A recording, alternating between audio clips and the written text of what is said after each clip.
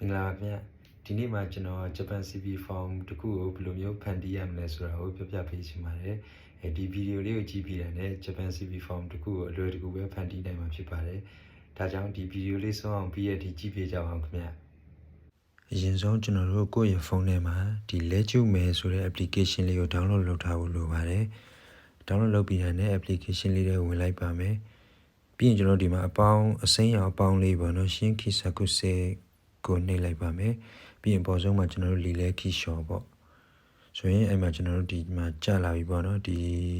CP form လောက်တဲ့ရက်ဆွဲပါတယ်ဒီဓာတ်ပုံနေရာမှာအပေါင်းလေးကိုနှိပ်ပြီးတော့ကိုယ့်ရဲ့ဒီ CP form မှာအသုံးပြုမဲ့ဓာတ်ပုံကတ်လို့ရပါတယ်ဒီ gallery တွေကနေပဲဖြစ်ဖြစ်ရိုက်ပြီးတော့ပဲဖြစ်ဖြစ်ပေါ့နော်ဆိုတော့ဓာတ်ပုံကတ်ပါမယ်ပြီးရင်ကျွန်တော်တို့ဒီရှိမဲ့နာမည်ပေါ့နော်ကိုယ့်ရဲ့နာမည်ကိုရေးပါမယ်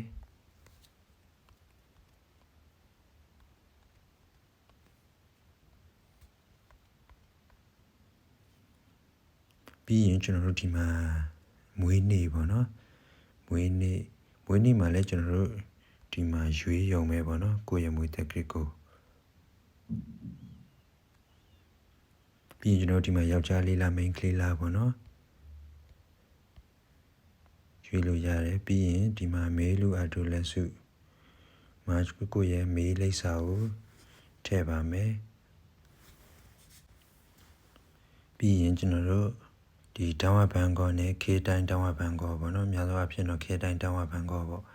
ကိုယ့်ရဲ့ဒီဖုန်းနံပါတ်ကိုဖြည့်ပါမယ်ပြီးရင်ကျွန်တော်တို့ဒီမှာလိပ်စာပေါ့နော်လိပ်စာမှာကျွန်တော်တို့ဒီယူပင်ဘန်ကောနေရာမှာဒီယူပင်ဘန်ကောကိုရိုက်ထည့်လိုက်တာနဲ့ပြီးရင်ကျွန်တော်ဒီဂျူးရှော်ဂျီတိုနျူလီယိုခုဆိုတာလေးကိုနှိပ်လိုက်တာနဲ့ဒီလိပ်စာအော်တိုကျတယ်ပေါ့နော်ပြီးရင်ကျွန်တော်ဒီလန်လာကုဆာကီမှာလည်းဒီအမှန်ချစ်ပေးလိုက်ရင်ဒီအပေါ်ကအလိပ်စာနဲ့တူတူပဲဆိုတဲ့သဘောပေါ့နော်ဆိုတော့အမှန်ချစ်လေးပေးလိုက်ပါမယ်ပြီးရင်ကျွန်တော်တို့ဒီမှာကခခုလက်ကိဒီ school history တွေပေါ့နော်ကိုတက်ခဲ့တဲ့ဘယ်နှစ်ခုနှစ်မှာကျောင်းဝင်တယ်ဘယ်နှစ်ခုနှစ်မှာကျောင်းပြီးရပေါ့အဲ့ဒါတွေဖြည့်ရပါမယ်ဒီမှာခခုလက်ကိ sweet card ဆိုတာလေးကိုနှိပ်လိုက်ပါမယ်ပြီးရင်ကျွန်တော်ဒီမှာအပေါ်ဆုံးမှာဒီကိုကျောင်းစဝင်တဲ့နှစ်နဲ့လပေါ့နော်ကျောင်းစဝင်တဲ့နှစ်နဲ့လဒီမှာရွေးလိုက်မယ်ရွေးပြီးရင်ဒီမှာကျောင်းနာမည်ပေါ့နော်ဥပမာရန်ကုန် University ပေါ့ပြီးရင်ကျွန်တော်ဒီမှာ new ကခုပေါ့နော်ကျောင်းဝင်တဲ့နေ့ဖြစ်တဲ့အတွက်ကြောင့် new ကခုပြီးရင် Hozun Suru ဆိုပြီးတော့ကျွန်တော်ဒီကျောင်းပြီးတဲ့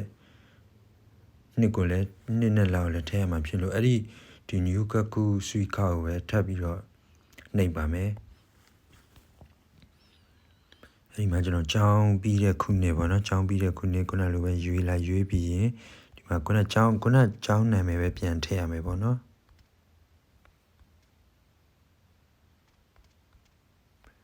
ပြီးရင်ကျွန်တော်ဒီမှာဆွဆွကျော်ပေါ့နော်ကျောင်းပြီး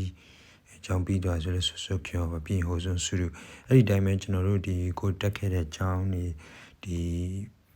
ထည့်သွားလို့ရပါတယ်နောက်ဒီအဲ့ဒီသူ့ရဲ့အောက်ကဒီရှော့ကုလက်ကိဘိုက်တိုလက်ကိနာတိုဆိုတော့ကိုကဒီမှာ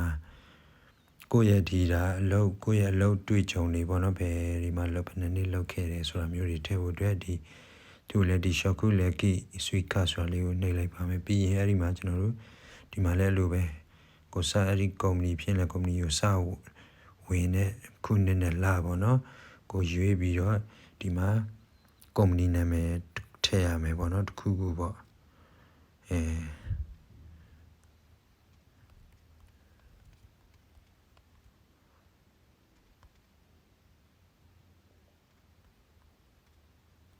ကုမ္ပဏီပေါ့နော်ကိုယ့်ရဲ့ကုမ္ပဏီနာမည်တစ်ခုခုထည့်ပြီးရင်ဒီမှာ new sha ပေါ့နော်ကိုယ့်ကုမ္ပဏီဝင်တဲ့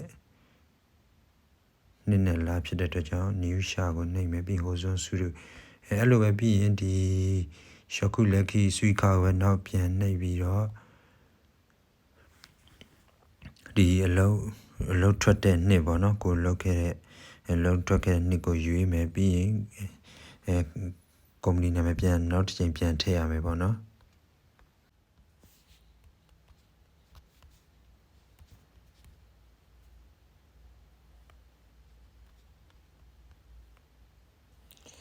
ပြီးရင်ကျွန်တော်တို့ဒီအလုပ်ထွက်တာဖြစ်တဲ့အတွက်ကြောင့်ဒီတိုင်းရှာပေါ့နော်ပြီးရင်ဟိုစွန်းစုရုရှေ့မှာကုမ္ပဏီတွေဘယ်နှခုလောက်ခဲ့လဲဆိုတာတွေကိုဒီမှာအများကြီးထည့်လို့ရပါတယ်ပြီးရင်ဒီအောက်မှာကျွန်တော်ရှေ့ကခု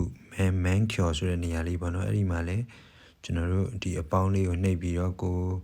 ဒီ JNPT အောင်လက်မှတ်တို့ဒီတခြားကိုဒုတက်ကီနိုအောင်လက်မှတ်တို့ရှိရင်ဒီနေရာမှာဖြည့်ရမှာဖြစ်ပါတယ်ကိုဘယ်နှခုနှစ်ဘယ်နှလပိုင်းမှာအောင်ခဲ့တာလဲပေါ့နော်ခုနှစ်နဲ့လကိုရွေးပြီးတော့ဒီနေရာမှာရှီကခုမန်ကျော်မဲဆိုတော့ဒီ GLBD ဖြင့် GLBD ပေါ့နော်N4 ဆို N4 ပေါ့ပြီးရင်ကျွန်တော်တို့ကိုအောင်တာဆိုရင်ကိုခက်ခုပေါ့နော်ကိုခက်ခုကိုရွေးပြီးတော့ဒီဟိုစွန်းစုရုအဲ့တိုင်းပဲကိုမှဒီတခြားကိုအောင်လက်မှတ်တွေအများကြီးရှိရင်လည်းအဲ့ဒီတိုင်းပဲဒီအပေါင်းလေးကိုနှိမ့်နေပြီးတော့ပဲဖြည့်သွားမယ်ပေါ့နော်ပြီးရင်ကျွန်တော်တို့ဒီသူ့အောက်မှာရှီဘိုတိုခိဆိုတာတော့ကျွန်တော်တို့ဒီကုမ္ပဏီကိုကဘာကြောင့်လုပ်ချင်ရတာလဲဆိုတဲ့ဒီ reason ပေါ့နော်why do you want to work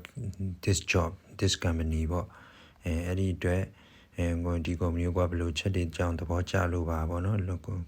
ဆိုတာလေးတွေကိုဒီမှာရေးပေးလို့ရပါတယ်ပြီးရင်အောက်ကတော့ဒီဟွန်းနင်းခီဘိုလန်ဆိုတာကရေးတိုင်းလည်းရေးပေါ့နော်အထူးရေးစရာမရှိဘူးဆိုရင်လည်းဒီတခုနေရာဒီမှာဆန်ပေါ့ပြီးရင်အောက်ကခင်းမှုခါနိုချီကန်တိုင်းအဲ့ဒါကကိုအလုံးလုံးနိုင်တဲ့ရက်နဲ့နာရီတွေပေါ့နော်ကိုကဘယ်ရက်ဆိုလုံနိုင်နေဆိုရင်လည်းတခုနီခီဘိုဟာဒီမှာဆန်ပေါ့ပြီးအောက်မှာဒီစုခင်းချီကန်နဲ့စုခင်းဟိုဆိုတာဒီကိုကရထားနဲ့လာမှာလားပေါ့နော်ဘယ်နှမိနစ်ကြာမှလဲလမ်းလျှောက်ပြီးတော့လာမှာအဲ့ဒါတွေကမဖြည့်လဲရပါတယ်ဆိုတော့အဲ့ဒါကနောက်မှဒီမန်ဆက်ဆွတ်တို့ဘာလို့ကြာမှပြောပါတော့ပြီးရင်အဲ့ဒီအောက်ကကျွန်တော်တို့ဒီဖူရောခါဆိုခုဆိုတာကတော့ကျွန်တော်တို့မထည့်လဲရပါတယ်ဒါတော့ကိုမိခိုနေတဲ့လူရှိလားပေါ့နော်ဆိုတော့ကြော်ခဲ့လိုက်ရတယ်ပြီးရင်ဒီအောက်ကဒီဟိုင်ဂူရှာပေါ့နော်ဟိုင်ဂူရှာဆိုတာကဒီစနီးယောက်ျားပေါ့နော်ရှိလားရှိတယ်ဆိုရင်ရှိရမရှိဆိုနားရှိပေါ့အဲ့ဒီအောက်ဆုံးကဒီဖူယောကီမှုဆိုတာကလည်းဒီကိုမဒီကျွေးမွေးဆော့ရှော့ရမယ်တောင်းဝတရားရှိတဲ့သူရှိလားပေါ့နော်ဒီမှာလည်းနားရှိဆိုရင်အဆင်ပြေပါတယ်ဒီလောက်ဆိုရင်ကျွန်တော်တို့CB form အဆင်ပြေပြီပေါ့နော်ဆိုဒီ play view ဆိုတာလေးကိုနှိပ်လိုက်တာ ਨੇ ဒီမှာဒီပုံစံလေးထွက်လာပြီပေါ့နော်အဲ့ဒီမှာဒီဟာကိုရှောက်မဲ့ကုမ္ပဏီကိုမေးပို့လို့ရပါတယ်မေးနေပဲဒီ insert ဆိုတာလေးကိုနှိပ်လိုက်ပြီးတော့ဒီမှာမေးလို့တဲ့ PDF okuru ဆိုတာလေးနဲ့ကိုလောက်ရှောက်မဲ့ကုမ္ပဏီရဲ့ email လိပ်စာကိုဒီမှာဖြည့်ပြီးတော့ပို့လို့ရပါတယ်အဲ့လိုမှမဟုတ်ပဲကိုကရှောက်ရမဲ့ကုမ္ပဏီမရှိသေးဘူး CB form လေးကိုဒီတိုင်းပဲကြိုတင်ပြင်ဆင်ထားတာဆိုရင်ဒီမှာကိုရဲ့email လိပ်စာကိုထည့်ပြီးကိုပါကိုပဲဒီ email လေးကို download လုပ်ထားလို့ရပါတယ်ဆိုတော့ဂျပန် CB form လေးကိုဒီဗီဒီယိုလေးကိုကြည့်ပြီးတော့လောက်တက်သွားမယ်လို့ထင်ပါတယ်ခင်ဗျအဆုံးထိကြည့်ပြီးတဲ့အတွက်ကျေးဇူးတင်ပါတယ်